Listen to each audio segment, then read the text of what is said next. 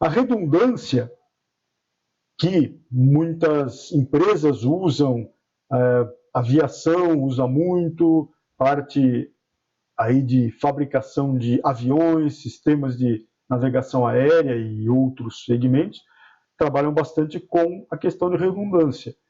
Qual é a vantagem da redundância se a gente olhar para essa estrutura? É que na redundância a gente força uma porta E. Então imagina que se eu tivesse aqui nós temos esse 1,3% de falha, de taxa de falha lá nesta caneta, nesse tipo de caneta, referente à questão da carga. Aí eu teria basicamente duas opções para seguir em frente. Uma delas é reduzir essas taxas de falha, então entender de onde elas vêm. Então seria melhorar o produto quanto às taxas de falha, então ter produtos ou desenvolver produtos mais robustos, produtos melhores, talvez materiais melhores, cada caso vai ser um caso, a gente vai buscando estas melhorias. Mas a questão da redundância também entra aqui e de forma direta.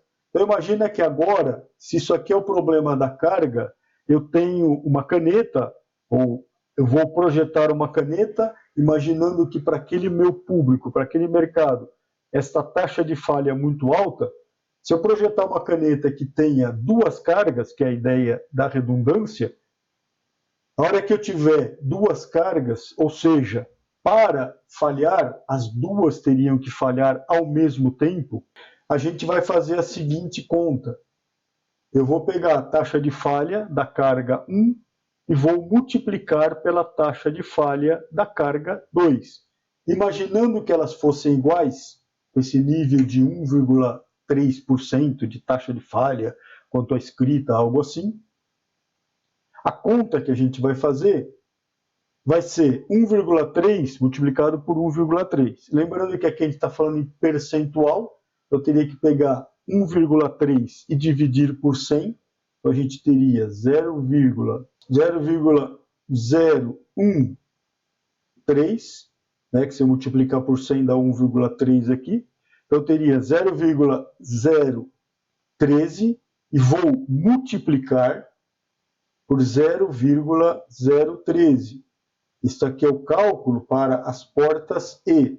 E redundâncias são coisas que a gente faz nos nossos projetos para forçar uma porta E, porque dois ou mais, né, mas aqui no exemplo, dois precisariam falhar ao mesmo tempo. A probabilidade de dois falharem ao mesmo tempo ela é menor do que um falhar isoladamente, né?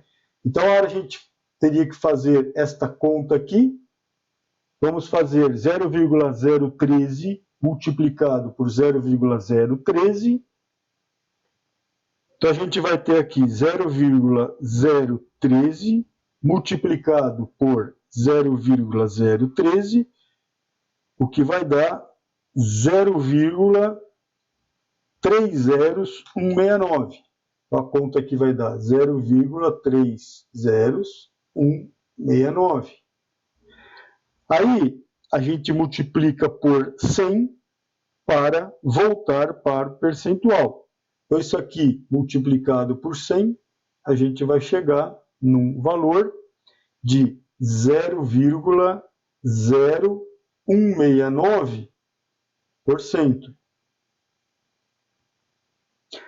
Ou seja, moral da história, de uma taxa de falha de 1,3%, se eu colocar uma redundância, se eu agora precisar de dois acontecendo ao mesmo tempo, dois falhando ao mesmo tempo com a mesma taxa de falha, essa probabilidade vai cair para 0,016%, menos de 0,02%. Então a gente teria uma redução de 1,3 desse cara aqui, com uma redundância, né, se tivesse duas cargas, para algo em torno de 0,02%. Então, uma redução considerável que a gente vai ter. Esse é o princípio da redundância. Em alguns produtos, a gente vai montar esta árvore de falha, produtos mais complexos. É comum também a gente ter já alguns pontos que têm essas portas lógicas de dependência, o E, né? Então, um evento depende do outro para gerar o evento superior. E aí nós estamos mais garantidos do ponto de vista aí de taxa de falha, né? Então, tudo isso aqui dá uma visão assim fantástica em cima de taxa de falha. Imagina agora a gente fazendo isso para um produto completo, no início do desenvolvimento, quando estamos lá, acabamos de fechar a concepção do produto, a gente já consegue ter esta visão. Também isso daqui já é usado, mas isso aqui ajuda bastante a própria análise dos FEMEAs, porque aqui eu tenho as informações todas das taxas de falhas, as falhas possíveis, né? Quais são os modos de falhas que podem acontecer, e desdobrando desde lá da função, então nos ajuda a lembrar de todas as situações, e aí o nosso trabalho fica sempre mais completo. E essa é uma grande vantagem da aplicação ou da utilização do FTA.